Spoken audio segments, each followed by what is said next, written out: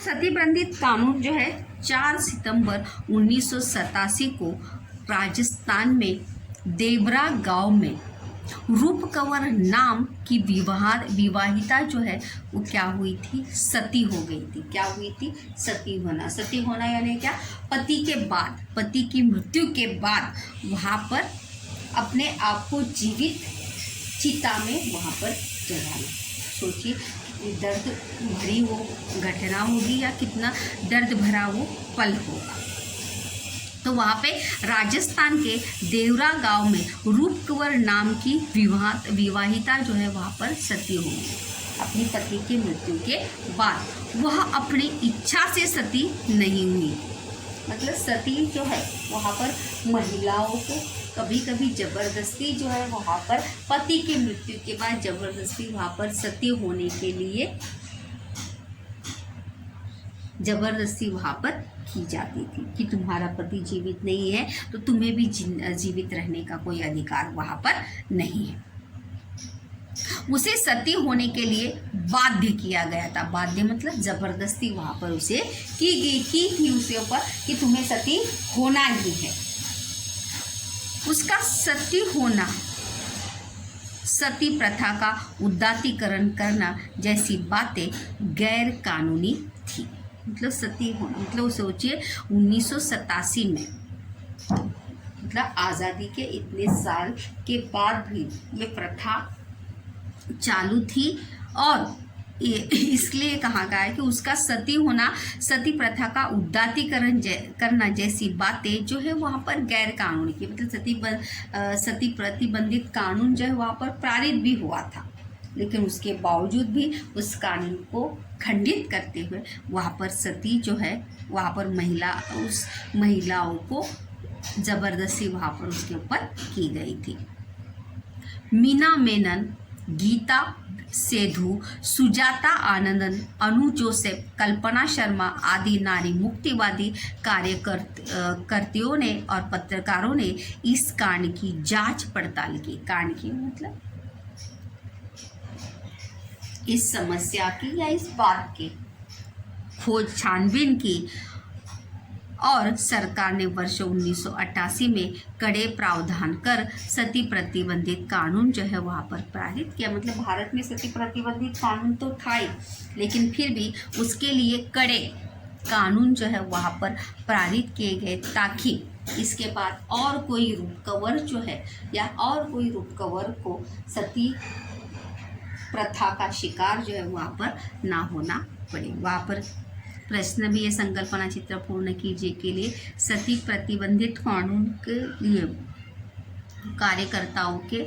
कार्यकर्तियों के नाम वहाँ पर बताइए। देखिए मीना मेनन, गीता सेधु, सुजाता आनंदन, अनु जोसेफ, कल्पना शर्मा आदि नारी मुक्तिवादी कार्यकर्ताएं थी जो इसके कारण 1988 में जो है सती प्रतिबंधित कानून जो है और ज़्यादा क्या हो गया, कड़ा हो गया। उसके बाद हम देखेंगे वहाँ पे मानव अधिकार रक्षा कानून। मतलब सिर्फ वहाँ पर अधिकार की रक्षा, मतलब अपने अधिकार की जब बारी आती है तो स्त्री पुरुष समानता को अधिकार मिलना चाहिए। स्त्री और पुरुष पर होने वाले अन्याय को दूर किया जा सके, इसलिए वर्ष 1993 में यह कानून बनाया गया। देखिए मानव अधिकार रक्षा कानून जो है कब बनाया गया? 1993 में। कब बनाया गया? 1993। प्रश्न भी है मानव अधिकार संरक्षण कानून की जानकारी लिखिए। कब शुरुआत हुई उसकी? 1993 में। रिक्त स्थान के लिए याद रखिए स्त्री और पुरुष पर होने वाले अन्याय को दूर किया जा सके, क्योंकि दोनों के ऊपर भी अन्याय अत्याचार हो सकते हैं। और इसके लिए राष्ट्रीय मानवाधिकार आयोग का गठन भी वहाँ पर किया गया, क्योंकि उस आयोग के चलते स्त्री पुरुषों की अधिकार का क्या हो, रक्षण हो। और इसी आधार पर कुछ राज्यों में जो है वहाँ पर राज्य मानवाधिकार की स्थापना वहाँ पर की गई और इस कानून के अनुसार सामूहिक अत्याचार, संबंध विच्छेद यानी तलाकशुदा महिलाओं की सामाजिक दशा, मतलब तलाक के बाद भी हमारे समाज में और फिर तलाक लेना जो है एक बहुत बुरी बात जो है माना जाता है। तो इसके बाद उस महिलाओं की सामाजिक परिस्थिति कैसी है? दशा यानी क्या? परिस्थिति, हालत। महिलाएं और सुरक्षित कार्य स्थान जैसे विषय पर कानून ने प्रभावशाली भूमिका निभाकर महिलाओं पर होने वाले अन्याय को दूर करने में वहाँ पर सहायता वहाँ पर की। महिलाएं और सुरक्षित कार्यस्थान मतलब महिलाएं जहाँ पर काम करती है वहाँ पर उनकी पूरी सुरक्षा हो, या वहाँ पर जहाँ पर वो काम करती है वहाँ पर उन्हें किसी भी समस्या का सामना ना करना पड़े, ऐसे कानून जो है विविध विषयों को लेकर वहाँ पर कानून बनाए गए। भूमिका निभाकर महिलाओं पर होने वाले अन्याय को दूर करने में वहाँ पर सहायता वहाँ पर की। इसलिए प्रश्न भी है कि जानकारी लिखिए कि इस कानून के अधिकार आधार पर राष्ट्रीय मानवाधिकार और राज्य मानवाधिकार का गठन किया गया। सामूहिक अत्याचार, तलाकशुदा महिलाओं की सामाजिक स्थिति कैसी है, महिलाएं और सुरक्षित कार्यस्थल मतलब जहाँ पर वो काम पर जाती है या जहाँ वो काम करती है वहाँ पर उसे सुरक्षित महसूस, वो अपने आप को वहाँ पर सुरक्षित महसूस हो या करे, ऐसे कानून जो है वहाँ पर बनाए गए। और इस कानून ने प्रभावशाली भूमिका निभाकर महिलाओं पर होने वाले अन्याय को दूर करने में सहायता वहाँ पर मिली और स्त्री पुरुषों के अधिकारों का संरक्षण करने में इस कानून जो राष्ट्रीय मानवाधिकार कानून ने या मानवाधिकार रक्षा कानून ने जो है वहाँ पर बहुत ही महत्वपूर्ण भूमिका वहाँ पर निभाई है। हम महिलाओं से संबंधित मानवाधिकार कानून जो है वहाँ पर देख रहे थे। तो वहाँ पे महिलाओं के लिए आरक्षण यानी क्या? रिजर्व। वहाँ पर महिलाओं का सक्षमीकरण हो, महिलाओं को हर क्षेत्र में वहाँ पर उनका विकास हो, इसलिए राजनीति में भी कुछ स्थान जो है वहाँ पर आरक्षित रखे गए, रिजर्व वहाँ पर रखे गए। 73वें और 74वें संविधान संशोधन द्वारा यानी संविधान में ये प्रस्ताव जो है वहाँ पर पारित किया गया था महिलाओं का सक्षमीकरण करने के लिए। द्वारा ग्राम पंचायत, पंचायत समिति, जिला परिषद, नगर परिषद और महानगर पालिकाओं जिसे नगर निगम कहते हैं में महिलाओं के लिए 1/3 स्थान जो है वहाँ पर आरक्षित रखे गए। मतलब वहाँ पर राजनीति में भी 1/3 जो है 1/3 क्षेत्र जो है स्थान जो है वहाँ पर महिलाओं के लिए आरक्षित रखे गए हैं। सरपंच, अध्यक्ष, नगराध्यक्ष, महापौर, मेयर जिसे कहते हैं, नगर सेवक जिसे हम कहते हैं, जैसे पदों के लिए भी 1/3 स्थान जो है वहाँ पर पद जो है महिलाओं के लिए आरक्षित वहाँ पर रखे गए हैं। उस आरक्षित का मतलब है कि उस क्षेत्र से सिर्फ महिलाएं ही वहाँ पर चुनाव में खड़ी हो सकती है। देश में महाराष्ट्र के साथ साथ 15 राज्यों में महिलाओं के लिए 50% स्थान जो है वहाँ पर आरक्षित किया गया है। मतलब महाराष्ट्र के साथ साथ और जो 15 राज्य हैं उन 15 राज्यों में भी महिलाओं के लिए 50% क्षेत्र जो है स्थान जो है वहाँ पर आरक्षित रखे गए हैं। और इसी प्रावधान के कारण महिलाओं को प्रशासन में प्रतिभागी यानी क्या? सहभागी बनने का अवसर जो है वहाँ पर प्राप्त होता है। क्या प्राप्त होता है? अवसर जो है, मौका उन्हें वहाँ पर मिलता है कि वो भी वहाँ पर प्रशासन में अपनी हुनर को दिखाते हुए अपना योगदान जो है वहाँ पर वो दे सके।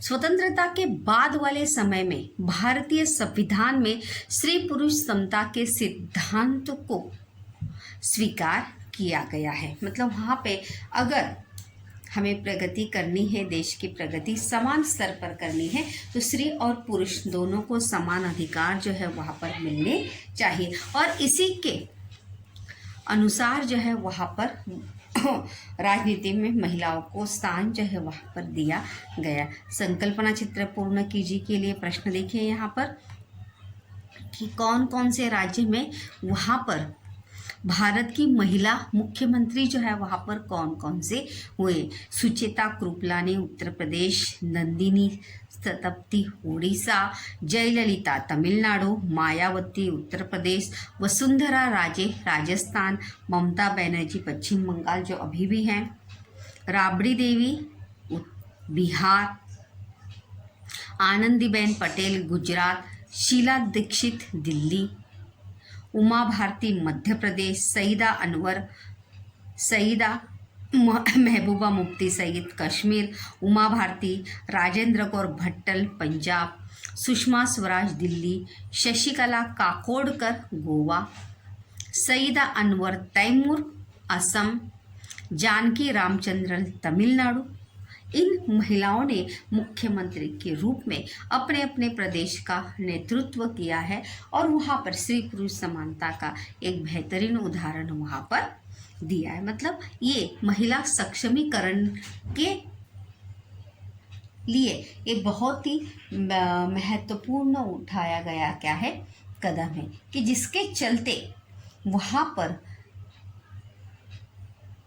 महिलाओं को भी राजनीति में अपना अस्तित्व और अपनी योग्यता जो है सिद्ध करने का अवसर जो है इसी के चलते महिलाओं को वहाँ पर मिला था। हम सभी जानते हैं कि 8 मार्च को जो है जागतिक महिला दिवस मनाया जाता है। 8 मार्च 1857 को क्या आप जानते हैं, इससे भी प्रश्न आते हैं, तो let be see the points now. 8 मार्च 1857 को न्यूयॉर्क शहर में एक जुलूस निकला था। जुलूस यानी क्या, रैली। काम के घंटे काम करें और काम का उचित पारिश्रमिक मिले। मतलब हम जितने घंटे काम करते हैं उतना ही मुआवजा जो है वो हमें मिलना चाहिए। पालना घर हो मतलब बेबी सिटिंग जिसे हम कहते हैं, आदि मांगों के लिए निकाला हुआ श्रमिक महिलाओं का जुलूस प्रथम ये जुलूस था और इन्हीं मांगों को लेकर 8 मार्च 1909 को महिलाओं ने क्या की थी, हड़ताल की थी। परिणाम स्वरूप डेनमार्क में हुए, इसका परिणाम ये हुआ कि डेनमार्क में हुए वुमेन्स सोशलिस्ट इंटरनेशनल की बैठक में यह दिन महिलाओं का संघर्ष दिवस के रूप में मनाया जाता है और आगे चल के वर्ष 1975 में यही दिवस अंतर्राष्ट्रीय महिला वर्ष के रूप में संपन्न हुआ। तो वर्ष 1977 में तत्कालीन संयुक्त राष्ट्र के आम सभा ने प्रस्ताव पारित कर 8 मार्च को विश्व महिला अंतर्राष्ट्रीय महिला दिवस के रूप में जो है वहाँ पर घोषित किया और आज तक हम इस दिन को जो है विश्व महिला दिवस के रूप में वहाँ पर मनाते हैं। मतलब महिलाओं ने अपनी ताकत को या अपनी कि मतलब अगर हम चाहे हम ठाने तो हम वहाँ पर कुछ भी कर सकते हैं, हम अपने हक के लिए लड़ सकते हैं। महत्वपूर्ण राजनीतिक अधिकार महिलाओं को जो है वहाँ पर प्राप्त हो। मतलब जो 73 और 74वें संविधान में प्रावधान के कारण महिलाओं को राजनीतिक अधिकार प्राप्त हुआ और महिलाओं ने राजनीति में अपनी योग्यता प्रशासन के चलते वहाँ पर दिखाई थी। पुरुषों के समान ही महिलाओं को शिक्षा और रोजगार के समान अवसर जो है वहाँ पर उपलब्ध कराए गए। मतलब पुरुषों के समान महिला भी हर क्षेत्र में अपनी योग्यता दिखाकर कार्य जो है वहाँ पर कर सकती है और ऐसे अवसर उसे दिए गए।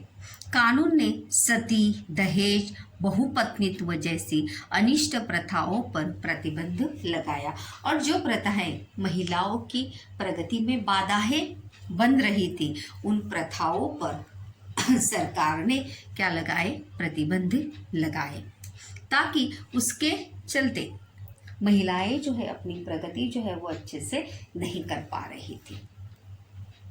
स्त्रियों के संबंध विच्छेद यानी क्या, तलाक, डिवोर्स अधिकार को मान्यता प्रदान दी गई। मतलब अगर कोई भी महिला अपने पति के साथ जो है वहाँ पर रहना नहीं चाहती है, किसी उसे समस्या है, तो वो अपने पति से तलाक वहाँ पर ले सकती है।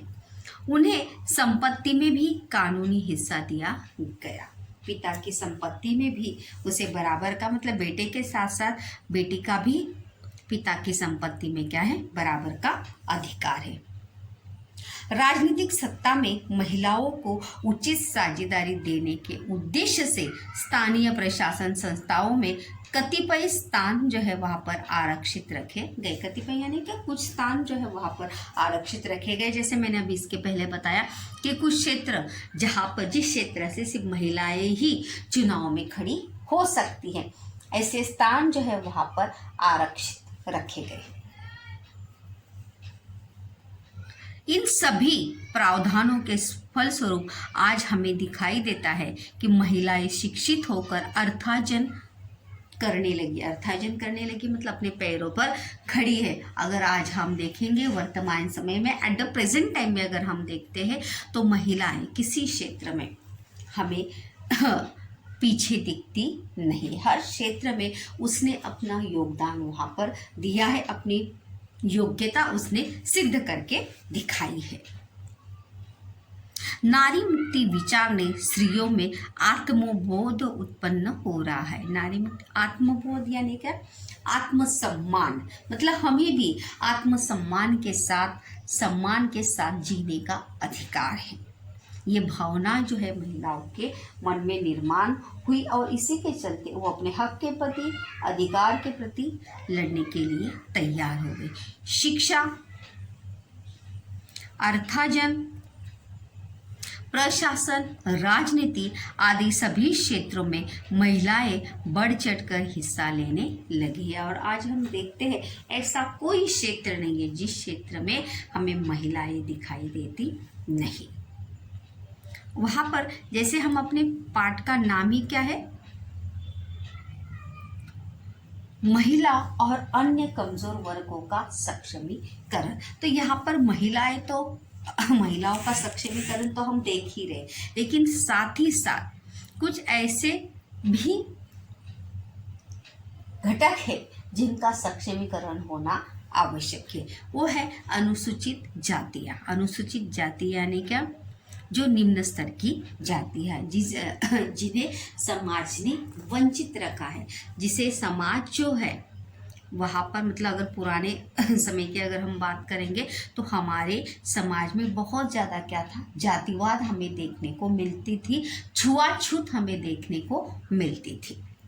स्वातंत्र्योत्तर समय में हमारे संविधान ने स्वतंत्रता, समता, बंधुता और सामाजिक न्याय जैसे मूल्यों को अंगीकार किया है। संकल्पना चित्र पूर्ण कीजिए के लिए प्रश्न भी है कि स्वतंत्रता के बाद हमारे देश ने कौन से मूल्यों का स्वीकार वहाँ पर किया है। कौन से मूल्यों का स्वीकार किया है? स्वतंत्रता, समता, बंधुता और सामाजिक न्याय। सामाजिक न्याय मतलब सभी के लिए न्याय क्या हो, समान हो। उसी का अनुकरण यानी क्या, फॉलो करते हुए छुआछूत की प्रथा, प्रश्न भी है छुआछूत की प्रथा पर।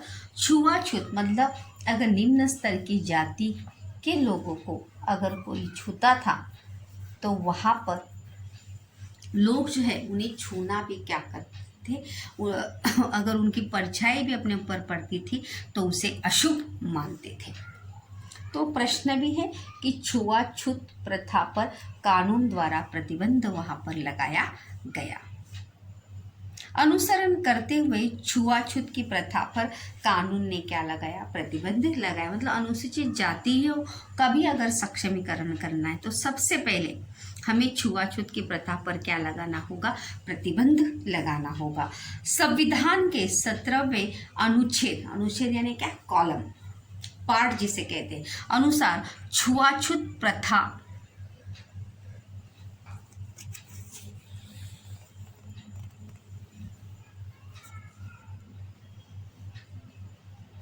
छुआछूत प्रथा को समाप्त कर किया गया है। मतलब संविधान के अनुसार तो छुआछूत प्रथा जो है कब की समाप्त हो गई है और अछूत वर्ग का समावेश अनुसूचित जातियों में किया गया है। इन अनुसूचित जातियों के सामाजिक और आर्थिक पिछड़ेपन को ध्यान में रखकर वे अपना विकास साध्य कर सके, इसके लिए उन्हें शिक्षा और नौकरियों में क्या दिया जाता है, प्रतिनिधित्व दिया जाता है। मतलब उनके लिए भी कुछ स्थान जो है, कुछ परसेंटेज जो है वहाँ पर आरक्षित रखे जाते, क्योंकि वो भी अपनी प्रगति कर सके। उसके बाद बारी आती है अनुसूचित जनजातियाँ। जनजातियाँ यानी क्या, आप जानते होंगे कि कुछ ऐसी भी जाति है जो एक जगह पर वहाँ पर रहती नहीं, एक गांव से दूसरे गांव में जो है अपना गमन वहाँ पर करती रहती है, तो उसे कहते हैं अनुसूचित जनजातियाँ। अनुसूचित जातियों की तरह ही देश के दुर्गम क्षेत्र में, जैसे आदिवासी क्षेत्र, वहाँ पर हम कह सकते हैं आदिवासी, देखो आगे वही शब्द आया, आदिवासी समाज की भी कतिपय समस्याएं, कतिपय मतलब कुछ समस्याएं हैं, आधुनिक सुधारों से दूर रहने के कारण। मतलब आदिवासी समाज के लोग जो है मतलब जो सुधार यहाँ पर हमें देखने को मिलते हैं, आज भी कुछ लोग इन सुधार से क्या है, दूर है, या वो उनके बारे में जानते ही नहीं है। इन वर्गों की आर्थिक और सामाजिक स्थिति जो है क्या है, पिछड़ी हुई, मतलब पीछे है वो, इसके बारे में बिल्कुल भी उन्हें पता नहीं है। वर्तमान समय में आदिवासी जनजातियों की स्थिति में सुधार हो रहा है, फिर भी वनोत्पादन और खेती के अतिरिक्त उनके पास आजीविका के अन्य साधन नहीं है। खेती करने के अलावा और वनों उत्पादन, जंगलों में जो उत्पादन होता है उसके अलावा उनके पास आजीविका यानी क्या, गुजारा करने के लिए, पैसे कमाने का और कोई साधन जो है उनके पास नहीं है। खेती के आधुनिक औजार उन तक पहुँचे नहीं हैं और कृषि क्षेत्र में जो आधुनिक प्रगति हुई है वो उनके पास अभी तक पहुँची नहीं है। परिणाम स्वरूप खेती से प्राप्त होने वाली आय यानी क्या, इनकम, पैसा अत्यल्प है। अत्यल्प यानी कि बहुत ही कम होती है, क्योंकि वहाँ पर खेती में ज़्यादा उत्पादन जो है वो हो पाता नहीं। उनकी खेती भी पहाड़ के ऊपर भूमि पर होती है। कहाँ होती है, पहाड़ के ऊपर भूमि पर होती है, जो ज़्यादा उपजाऊ नहीं होती, और वह उपजाऊ भी नहीं होती। मुरम रेती की तरह, या पहाड़ के जो क्षेत्र होते हैं वो कैसे होते हैं, वहाँ पर मिट्टी ज़्यादा होती नहीं, क्षेत्र मिट्टी भी उपजाऊ होती नहीं, तो वहाँ पर उत्पादन भी जो है वहाँ पर ज़्यादा होता नहीं। निकृष्ट और अपर्याप्त भोजन, निकृष्ट यानी क्या, निम्न स्तर का, जिसमें कोई पोषक तत्व ना हो, ऐसे भोजन के कारण अपर्याप्त यानी क्या, निकृष्ट तो होता ही है लेकिन कम भी होता है, पोषण व्यवस्थित होता नहीं है, और इसलिए बच्चे जो है किसका शिकार होते हैं, कुपोषण का शिकार वहाँ पर होते हैं। दुर्गम क्षेत्र के आदिवासियों को सही समय पर चिकित्सा की सहायता प्राप्त होना कठिन हो जाता है, और इसीलिए दुर्गम क्षेत्र में रहने के कारण उन्हें जल्द से जल्द डॉक्टर की सुविधा भी उनके पास जो है वो जल्दी हो पाती नहीं, या उन्हें मिल पाती नहीं, इसलिए कुछ लोगों को अपनी जान से भी हाथ खोना पड़ता है। अतः आदिवासी जनजातियों को विशेष संरक्षण देने की आवश्यकता है। अगर उन्हें समाज का मतलब अगर हम समानता की बात करते हैं, समान प्रगति की बात करते हैं, समान अवसर की अगर हम बात करते हैं, तो उन्हें विशेष संरक्षण देने की क्या है, आवश्यकता है, ताकि वो भी समानता के चलते सभी लोगों के साथ कंधे से कंधा मिलाकर अपनी प्रगति वो कर सके और अपनी योग्यता सिद्ध करने का अवसर उन्हें भी मिल सके। भारतीय संविधान में आदिवासियों की गणना अनुसूचित जनजातियों में की जाती है। किसमें की जाती है? अनुसूचित जनजाति में वहाँ पर की जाती है। और उन्हें विधिमंडल, शिक्षा, सरकारी सेवाओं आदि क्षेत्रों में प्रतिनिधित्व भी दिया गया है। संविधान के प्रावधान के अनुसार उनकी प्रगति के लिए विधिमंडल यानी राजनीति में, शिक्षा में, सरकारी नौकरियों में आदि क्षेत्रों में जो है उन्हें प्राधान्य दिया गया, प्रतिनिधित्व दिया गया है।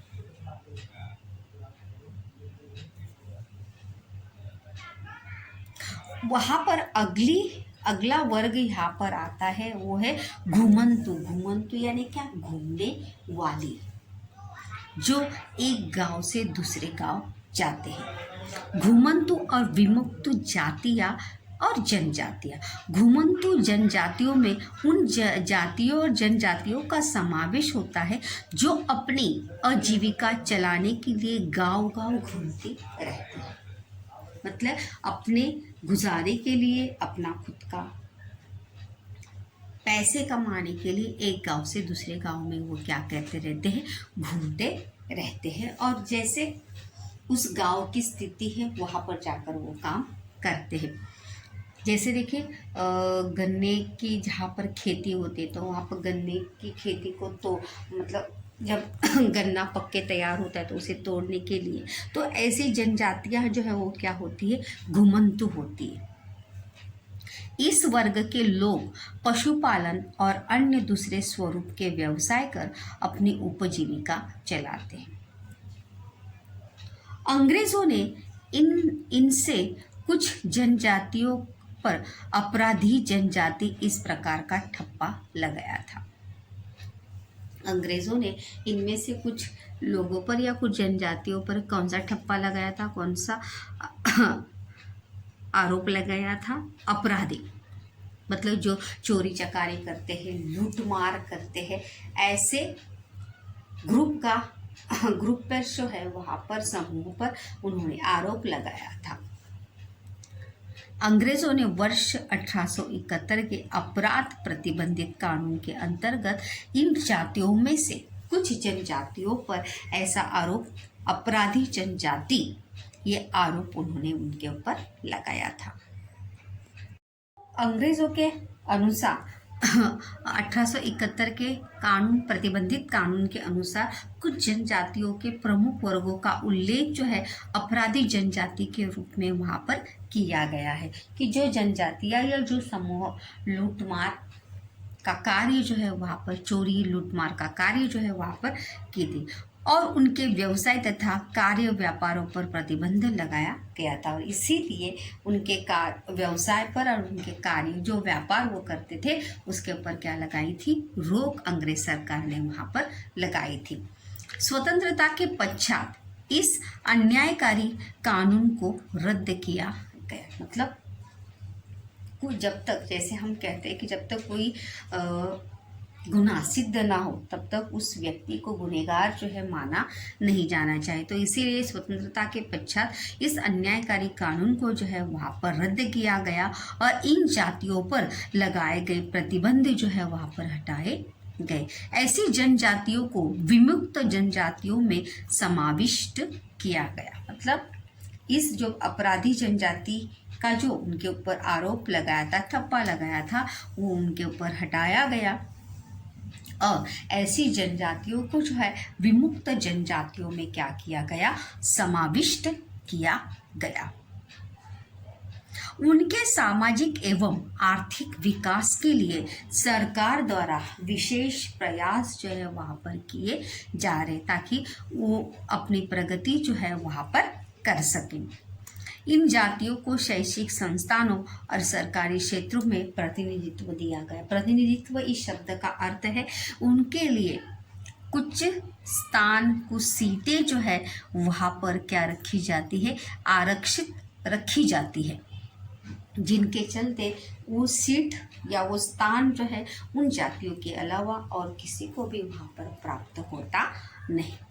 अगली बारी आती है अन्य कमजोर वर्गों में, वो है अल्पसंख्यक। अल्पसंख्यक इस शब्द में ही उसका अर्थ जो है वहाँ पर छिपा हुआ है। अल्पसंख्यक यानी क्या, जो संख्या में कम है। क्या अर्थ है, जो संख्या में क्या है, कम है। तो वो भी अपने आप को वहाँ पर निर्बल ना समझे, अपने आप को असुरक्षित ना समझे, इसलिए उनकी प्रगति के लिए भी वहाँ पर संविधान में प्रावधान जो है वहाँ पर बनाए गए हैं। चलिए देखते हैं।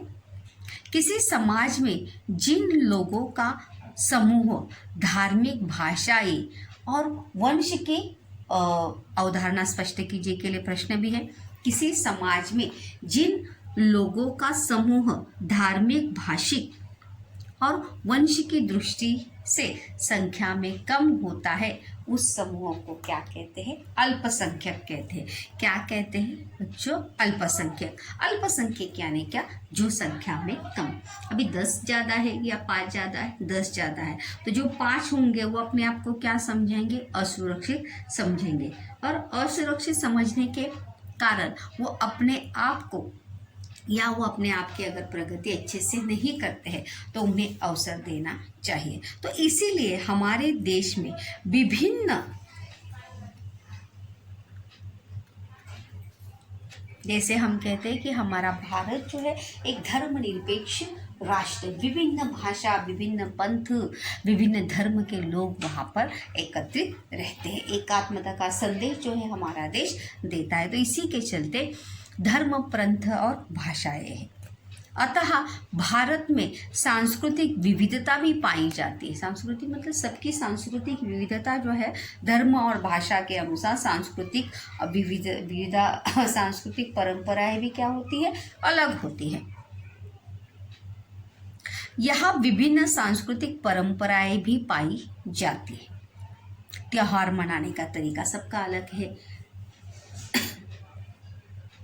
इन सांस्कृतिक परंपराओं का निर्वाह किया जा सके, अपनी वैशिष्ट्यपूर्ण भाषा का विकास कर सके, मतलब अपनी पहचान बना सके, अपनी सांस्कृतिक परंपराओं का संरक्षण कर सके, निर्वाह किया जा सके मतलब उसे संरक्षित रखा जा सके, और अपनी वैशिष्ट्यपूर्ण भाषा का विकास कर सके, मतलब वो अपनी भाषा के चलते या अपनी भाषा को कमज़ोर ना समझे।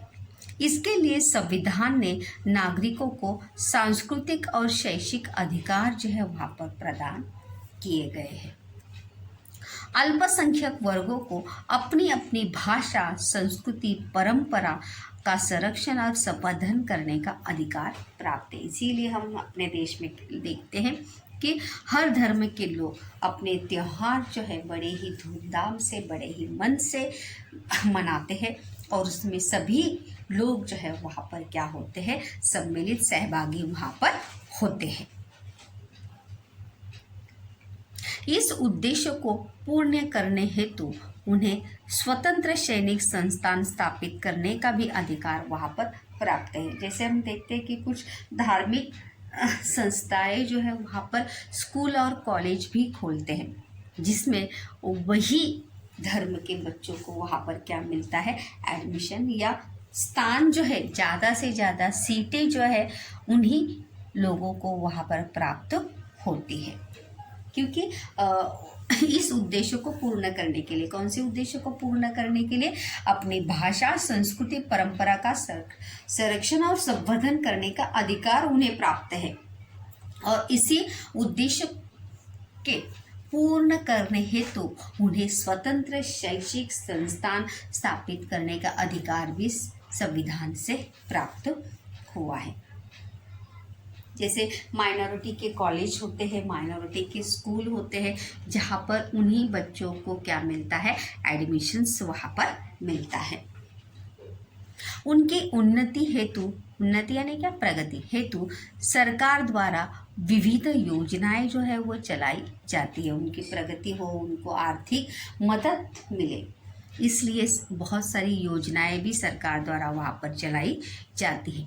तो इस प्रकार से यहाँ पर हम इस पाठ में महिला और अन्य कमजोर वर्गों का सक्षमीकरण जो है वहाँ पर देखा है। मतलब अगर हमें समानता दिखानी है तो समानता के चलते हमारे देश के सभी स्तर के लोगों का क्या होना चाहिए, विकास वहाँ पर होना चाहिए, चाहे वो अल्पसंख्यक हो, आदिवासी समाज के लोग हो, आदिवासी जनजातियाँ हो, कोई भी हो, उनका विकास जो है सबके साथ मिलकर होना चाहिए।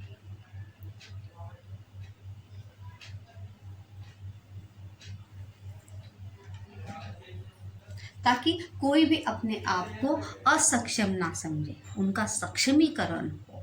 इसलिए सरकार ने बहुत सारे प्रावधान वहाँ पर किए गए। सरकार बहुत सारी योजनाएं जो है उनके लिए अवलंबित करती रहती है।